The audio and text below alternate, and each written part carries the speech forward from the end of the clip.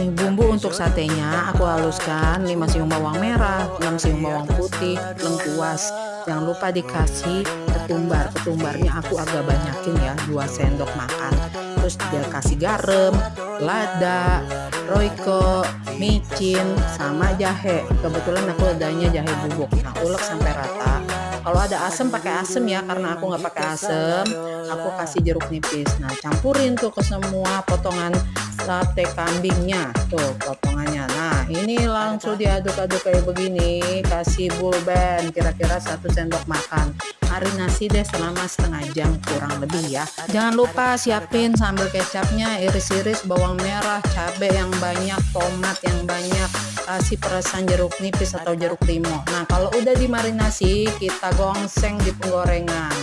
Nah, jadi deh, tinggal di plating, siap untuk dimakan.